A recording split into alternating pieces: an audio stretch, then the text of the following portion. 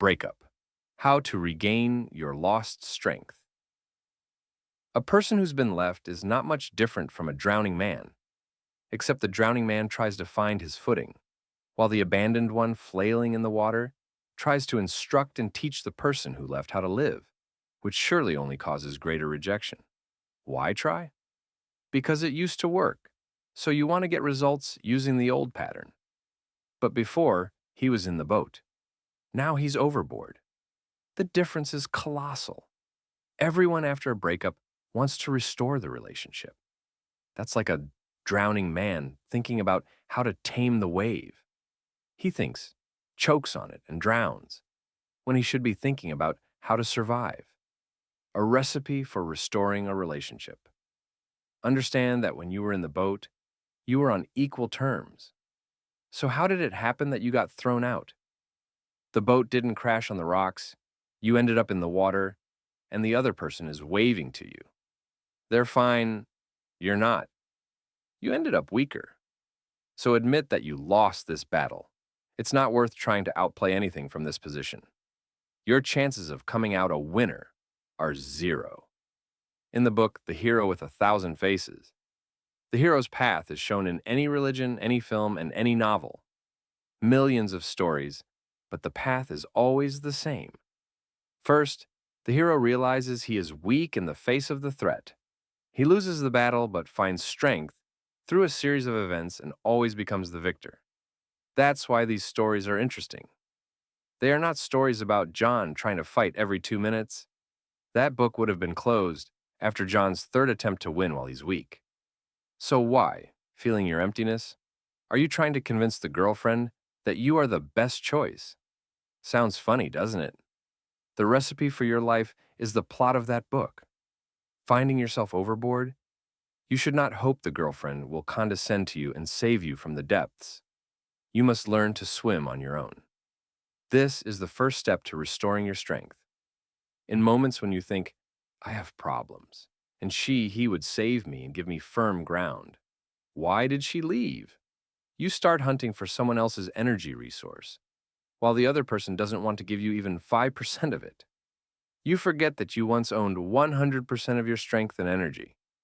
The bottom you're on is promising, because in the process of rebuilding yourself, you will find strength within, the kind that, with the right behavior, no one will be able to take from you. To return yourself to yourself, you need to understand exactly where you are now. This is the starting point. But it's always easier to think everything is fine than to accept the fact that you left part or all of yourself on the other person's territory, and all that energy and strength now belong only to them. An entrepreneur who has gone bankrupt can live on memories of when everything was great. Why? Because he doesn't believe he can repeat the path and, beyond that, eliminate mistakes. It's hard and always easier to give up and live on memories, overlaying them onto the life you have now, creating an illusion of your significance. Maybe it was then, but it's not now, and illusions remain just illusions.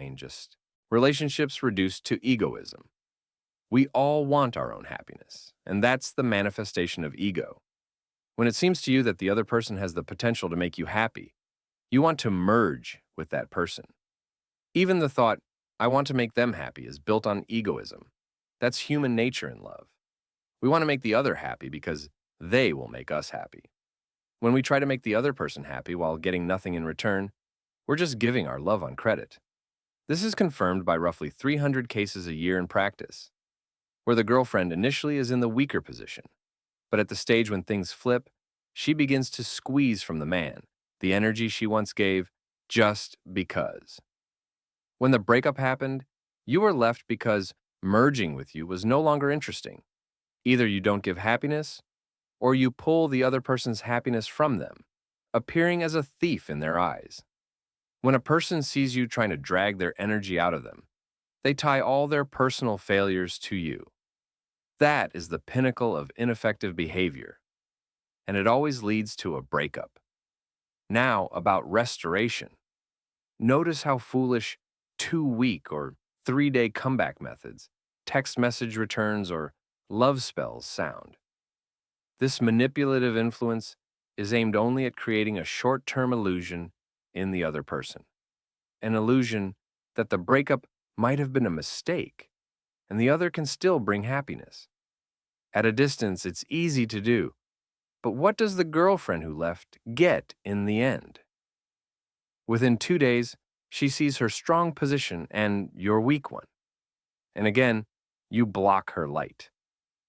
Through your leaks, energy flows to the girlfriend in full. You haven't gotten your strength back. You have neither external nor internal supports. And when we have nothing of our own, we try to wring it out of another person thinking they owe us. You are trash right now that someone momentarily decided not to throw away, but it stinks again. And so, to the trash, it goes. See, trash has no value. No one sees potential in it. But once it's recycled, it's bought again. There's a craftsman who turns trash into exclusive furniture. Is it possible that someone threw out an old shabby chair and later buys it back from this craftsman? Of course. He'll pay $1,000 and never even think it was made from what he himself once threw away. Only when your fire is burning again do you have value to someone, not when you want to pull back what you once voluntarily gave. That's their property now, not yours, and they neither intend nor are obliged to give it back. Forget the energy, time, and money you voluntarily gave. It was a gift, so don't even bring it up. It's not yours anymore. Why does no contact work? In my videos, I often talk about the effect no contact has on a girlfriend or a man after a breakup. But what does it give you? First, it gives you time to climb out of the pit. Your energy doesn't go to the girlfriend, it stays with you. Some especially dim psychologists advise, after a breakup, to try to show how important the girlfriend is to you. Understand, you are not important to her right now. How important she is to you, she knows perfectly well without your stalking. When you close your boundaries to any influence, you not only trigger certain thoughts in her, mostly you yourself become capable of a relatively quick recovery. The first thing to do if you want to restore the relationship is to refuse any kind of contact. Don't reply to her messages. Don't initiate contact. Don't study her social media. It's absolutely irrelevant what's happening in her life. The most common illusion is that if you keep tabs on the girlfriend and find out she has a new man, then you shouldn't waste effort on restoration.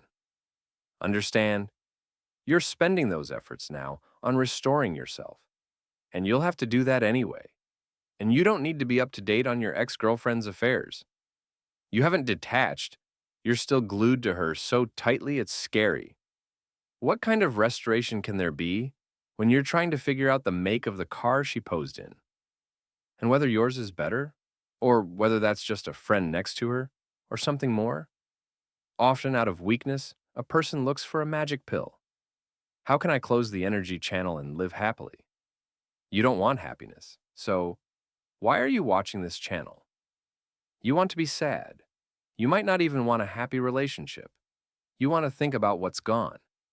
If you want happiness, find your will.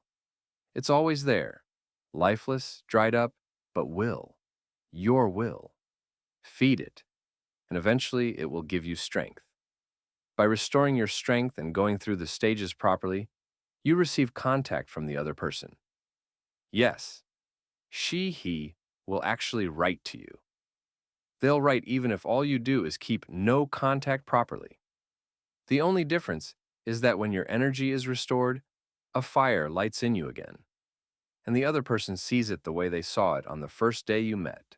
If you understand the essence, your fire becomes much stronger, and it will be a fire you don't hand over to her again, but one that stands on your territory and is something desirable. I deal only with restoring and resuscitating relationships. And based on practice, for a moment, about 150 consultations a month, I see the statistics of restored relationships. And you know what I like most? When a person wants to figure it out. Not to get 3 behavioral steps, but to understand how it works. Exactly such a person calls 3 or 4 months later with a confident voice and says how much their life has changed. Exactly such a person calmly says the ex-girlfriend reached out and wants to love again. And exactly, he says, I don't know, I'm thinking whether I even need this now, because he found happiness in himself, while also getting a clear request to restore the relationship. So, why is he thinking after wanting it so much? Because he got himself back. Because he doesn't need a life boy. He himself can be the life boy now. His position has leveled relative to the girlfriend's position, and he is able to control his life. That's what I call a happy ending.